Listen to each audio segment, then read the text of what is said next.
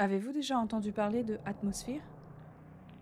Comme d'autres jeux dans les années 90, il était accompagné d'une VHS que vous chronométriez en jouant. Le personnage sur la vidéo vous donnait des instructions sur ce qu'il fallait faire pendant que vous jouiez le jeu en temps réel. Comme je suis un trouillard, j'ai refusé d'y jouer lorsque ma mère nous l'a acheté. Mon frère était déçu de ne pas pouvoir jouer à Atmosphere, mais ma mère avait une solution. Elle a sorti Raprat. Il s'agissait d'une petite chose bon marché, miteuse, destinée aux enfants de mon âge. On faisait le tour du plateau, on ramassait du fromage, et le premier joueur à atteindre la fin gagnait. Cela semblait assez simple, et comme cela nous rappelait Attrape-souris, que nous n'avions pas, il n'y avait aucune objection de mon côté.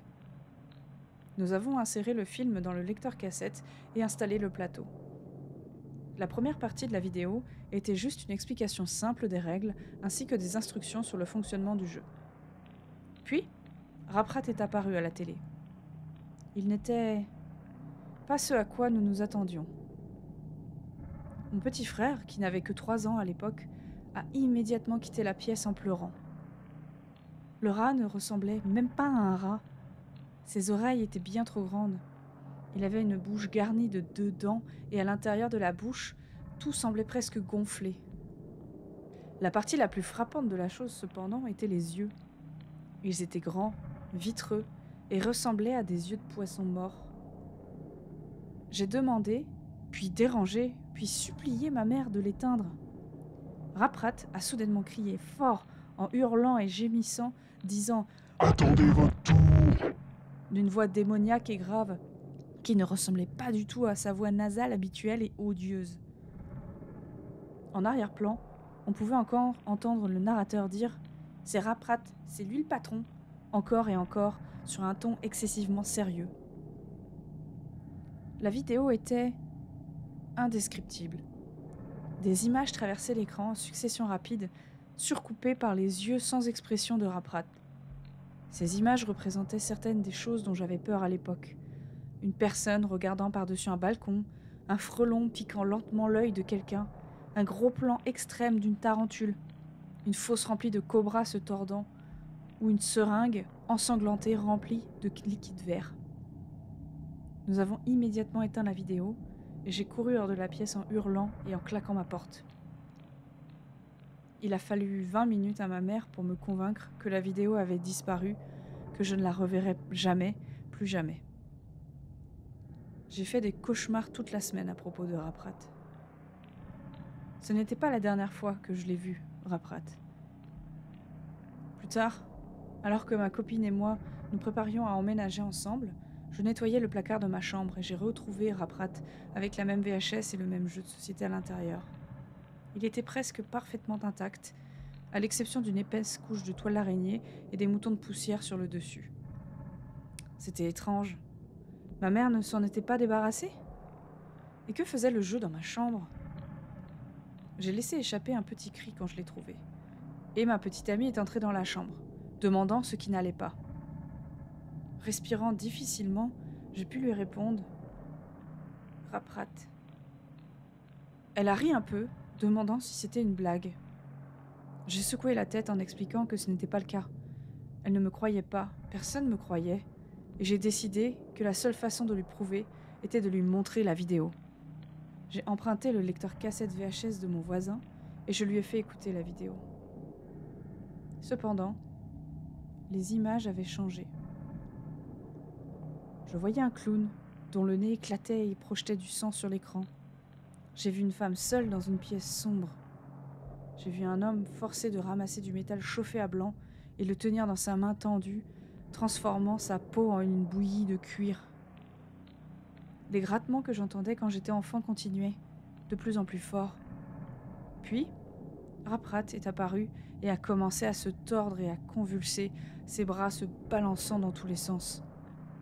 Le costume n'était plus un costume. Le feutre était de la vraie fourrure.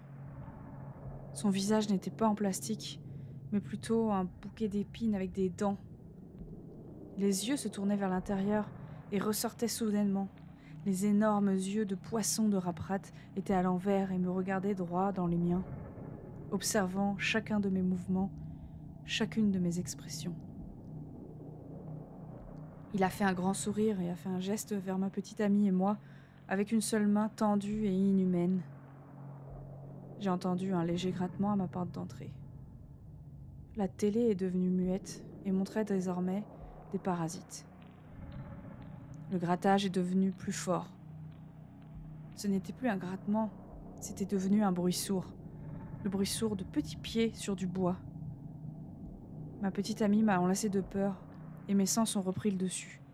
Avant qu'il ne se passe autre chose, j'ai arrêté la vidéo, je l'ai éjectée et j'ai débranché le lecteur. Les grattements ont cessé. Quand j'ai regardé par la fenêtre du salon, il n'y avait rien. La police est arrivée peu après, nous avertissant qu'un voisin avait vu une silhouette devant notre porte et avait appelé car il s'inquiétait. Mon petit ami et moi n'avons pas pu expliquer ce qui s'était passé et avons dû dire à l'agent de police que c'était nous. J'étais furieux qu'un jeu pour enfants me terrifie. Je suis allée chercher la cassette, mais elle m'a brûlé la main. J'avais l'impression d'avoir touché un bec benzène réglé au maximum. Nous avons dû prendre les gants de cuisine pour l'enlever, et même là, c'était brûlant. Je l'ai apporté dehors, l'ai jeté sur le trottoir et l'ai éclaté avec mes bottes d'hiver. Après ça, ma petite amie et moi faisions des cauchemars toutes les nuits. Nous nous réveillions, tous les deux, au milieu de la nuit, et décrivions des images que nous avons vues pendant notre sommeil, qui étaient étrangement similaires. Les grattements étaient toujours présents la nuit, lorsque les lumières étaient éteintes et que la pièce était plongée dans le noir, à l'exception d'un clair de lune qui entrait par la fenêtre. Maintenant, les grattements se produisent chaque fois que je m'approche de la porte d'entrée, et à chaque fois que nous disons le nom de Raprat. On aurait dit que quelque chose de très petit traînait quelque chose sur le sol devant la porte, faisant les 100 pas, attendant. J'attendais simplement, avec les couvertures remontées jusqu'au cou, jusqu'à ce que je succombe à l'épuisement. À ce moment-là, j'étais déterminée à poursuivre en justice la compagnie pour dommages et intérêts. La première chose que j'ai faite a été d'appeler ma mère et de lui demander où elle avait trouvé Raprat. Elle n'en avait aucune idée. J'ai trouvé un marchand qui vendait des versions de Raprat et j'ai demandé comment je pouvais entrer en contact avec la société. Il m'a envoyé cet email. Je ne connais pas le jeu en détail, mais je sais qu'il a été créé par les mêmes personnes qui ont créé Atmosphere. La société s'appelle A Couple of Cowboys. Essayez ça. J'ai fait un peu plus de recherches et j'ai découvert que la société avait disparu en 1994, 2 ans seulement après avoir créé le jeu. J'ai découvert pourquoi ils l'ont fait, peu après. Laissez-moi vous raconter comment Raprat a vu le jour. En 1992, l'année du développement du jeu, A Couple of Cowboys avait demandé à une entreprise de fabrication en Haïti de créer la poupée représentée dans le jeu. L'entreprise qui a créé la marionnette dirigeait un atelier clandestin où elle obligeait des femmes et des enfants à produire les différents composants de la marionnette, notamment le feutre et le plastique de la poupée. Un jour, une jeune haïtienne s'est coincé le bras dans la machine à coudre industrielle. Le chargeur à ressort, incapable de supporter le poids de la machine, s'est détaché et a heurté le cou de l'enfant, la tuant sur le coup. Quelques jours après l'enterrement, la mère de l'enfant s'est rendue à l'usine et a demandé à voir le propriétaire, qui a nié avoir quelque chose à voir dans cette affaire. Dans un accès de rage, la mère a déclaré que le sang de l'innocent s'infiltrerait dans chaque crevasse de la poupée, dans chaque composant avec lequel elle a été créée, et que tous ceux qui la toucheraient mourraient. Elle a prétendu avoir invoqué un démon de la peur et a crié à plein poumon le nom du démon en hurlant « Il vous maudira !» Le propriétaire s'est contenté de rire et a parlé de ce démon à ses chefs. La blague se répandit de personne en personne et le jeu fut rebaptisé Raprat, une anagramme libre du nom du démon. Chaque récitation du nom entraînait une malédiction de plus en plus grande. 2 ans seulement après la création de Raprat, la société a été fermée et les propriétaires ont été embauchés par Mattel. On raconte que les ouvriers suppliaient pour avoir des jours de congé, qu'ils séchaient le travail pendant des semaines et qu'ils trouvaient la marionnette dans des endroits étranges. Rapidement, on a entendu parler de suicide. Des suicides lugubres et violents, au cours desquels les ouvriers se poignardaient les mains et se brûlaient jusqu'à la mort en écrivant « Je suis la peur » sur la flaque de sang près d'eux. Personne ne sait où est allée la poupée Raprat après la disparition de ses créateurs. Certains disent que les dernières choses que les victimes ont vues avant de devenir folles étaient de grands yeux enfoncés, semblables à ceux de poissons. Avant de finir mon histoire, je vous transmets quelques mots d'avertissement. Tout d'abord, ne jamais, mais alors jamais, dire le vrai nom de Raprat à haute voix. Dire le nom d'un démon à voix haute est une invitation pour eux, un appel.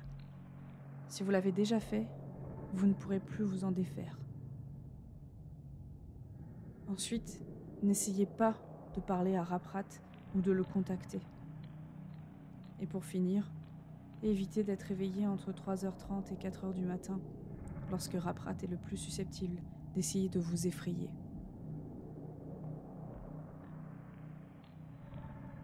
La VHS est de retour. Je pensais l'avoir piétinée, l'avoir détruite pour de bon, mais elle est de retour. Je l'ai retrouvée dans mon tiroir à chaussettes hier. Cette fois, j'étais prêt. Tout un tas de gens m'ont contacté pour essayer d'obtenir la cassette ou une sorte de vidéo du jeu de société. Ma réponse est que c'est trop dangereux.